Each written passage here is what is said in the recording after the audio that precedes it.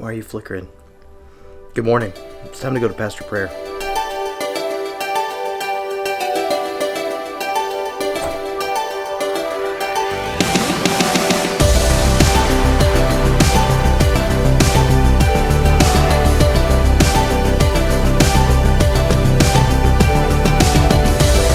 After over 5 years, you're finally here. You're finally at Pastoral Prayer Time. This is the place, at least the space anyway, the guys aren't here. This is the space where we all get together and pray for our city. We've done it for years, at least 11.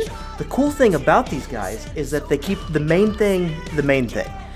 I think everyone says that, but I mean, it's really quite another thing to actually do it. For 11 years, we've had different doctrines, different theologies, different eschatologies. If you don't know those words, don't worry about them. We've committed ourselves to Jesus, the person of Jesus. And we've also committed ourselves to one another. And this group, the little power pack, these men and women who gather together on a Tuesday morning at 9 o'clock and seek Him with all of their being. We share our burdens, we share victories, we say, here's where God is doing things, here seems to be the strategy or the fire of God on this particular group of people, and we rally the churches behind Him. It's a pretty cool place if you think about it. And here I am doing the same thing that we've done for thousands of years. I'm making it about the space rather than the person who invades the space, the God that occupies the hearts of His people. I would have to give credit to Pastor Kurt, who's not here right now. That's why I'm filming this video. He has been faithful to call this community to prayer for years. He's been saying, listen, it's not about our individual distinctives, although they're important. It's about Jesus. And that is an incredibly simple thing to say, but when it's done well, it has a profound impact. Approximately 5-7 years, I don't know, time's beginning to fly. I'm becoming an old man. I wanted to quit. I wanted just to let go of everything that was going on in my world, and it was right here at this space where you're standing right now, where Pastor Kevin came up to me and he said, hey man, I have a word for you. There's something that God wants you to know. Let me tell you something. That word broke the doubt that I had in my own ministry and what God was doing. It was powerful. It was the Lord communicating through one of His people, one of His shepherds, that He had purpose for me. He had a plan for me and our fellowship.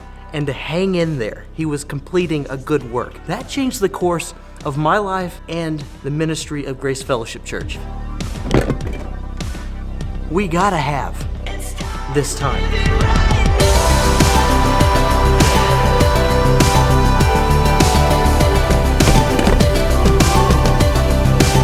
And why am I showing you around this space? Well, hopefully it's to encourage you and remind you that God is here. He's in the prayers and the gathering of the saints.